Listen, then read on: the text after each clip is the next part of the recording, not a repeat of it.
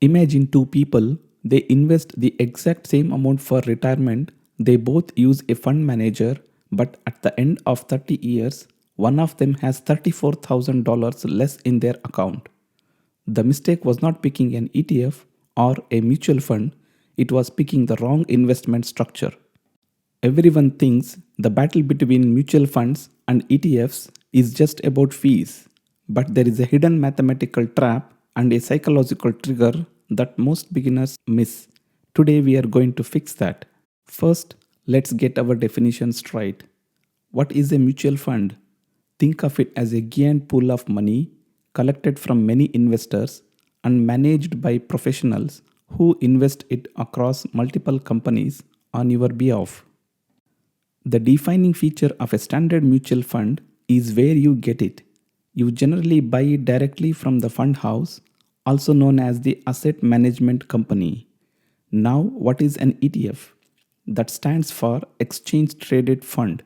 Structurally, an ETF is almost identical to a mutual fund, but the exchange traded part introduces a major difference. Instead of buying it from an AMC, you trade it on the stock exchange, buying and selling it exactly like you would a share of Apple or Tesla. Before we make them fight, here is a plot twist. Mutual funds and ETFs are actually cousins.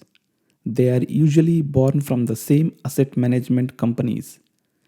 So, whether it's a Fidelity mutual fund or a Fidelity ETF, the people choosing the actual stocks behind the scenes often the exact same team. Both of them pool your money. And here is the part most people don't know. They both can be managed in two completely different styles. The first one is actively managed. A human fund manager picks stocks, times decisions, and aims to beat the benchmark. The second one is passively managed. No human hero here. A computer simply tracks an index like the Nifty 50 or S&P 500 and tries to match the market, not beat it. Okay, here is where you really need to pay attention because the real structural differences come down to trading and minimum investments. Let's start how they trade. With a mutual fund, the speed limit is basically once per day. It doesn't matter if you place your order at 10 a.m. or 2 p.m. Every order gets processed at the same closing price for that day. ETFs are the exact opposite. An ETF trades live, just like a stock. You can literally watch the price move tick by tick and buy or sell instantly during market hours. Now, the second difference, minimum investment.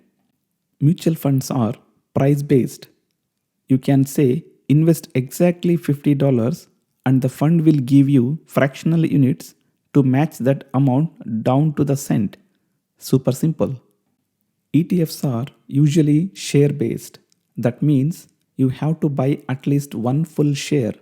If an ETF costs $400 per share, you need $400 to start. No $50 option unless your broker supports fractional shares. And even then, mutual funds are still the undisputed king when it comes to investing an exact dollar amount without any fraction. Now let's talk about money. There is a myth that ETFs are cheap and mutual funds are expensive. That's not always true. The real difference in cost usually is not between the mutual fund and the ETF. It's between active management and passive indexing. Let me show you the math because this is where you could lose the most money over the long haul. Imagine you and a friend both invest $10,000 for 30 years with an average return of 8%. Your friend chooses a passive index product. It doesn't matter if it is an ETF or a mutual fund with a tiny 0.1% expense ratio. They end up with roughly $100,000. You choose an expensive actively managed fund with a 1.5% expense ratio, you only end up with about $66,000.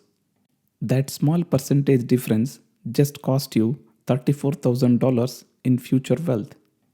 So don't just assume ETFs are cheaper. An index mutual fund is often just as cheap as an index ETF. Before we get to the advantages, I need to warn you about something called liquidity trap. ETFs trade instantly, which means they tempt you to react instantly. If the market drops 2% in the morning, it's easy to panic and sell on the spot. Mutual funds don't let you do that. You can only sell at the end of the day, and by then the panic usually fades. That delay acts like a built in safety feature that protects you from emotional decisions.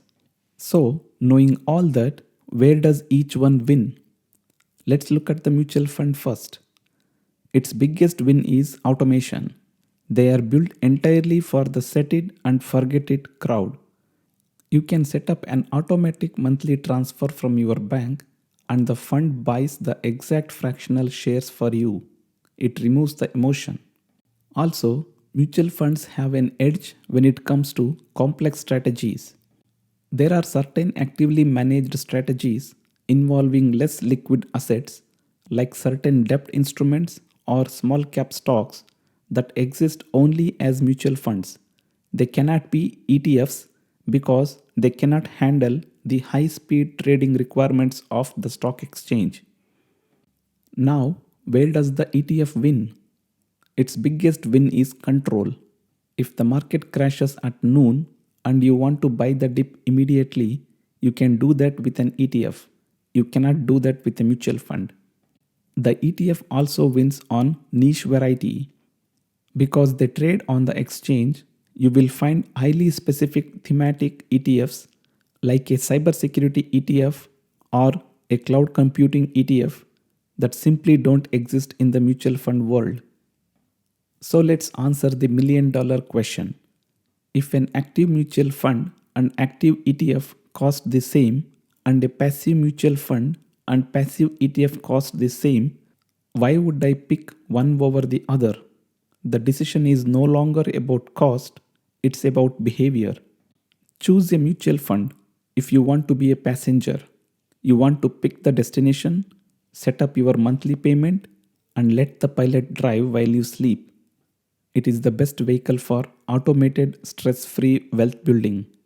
Choose an ETF if you want to be the pilot. You want full control over exactly when you take off and land. You have a lump sum to invest and you want to manage your entry price down to the penny. So, are you a passenger or a pilot? Let me know in the comments below. And if you found this breakdown helpful, hit that like button and subscribe. See you in the next one.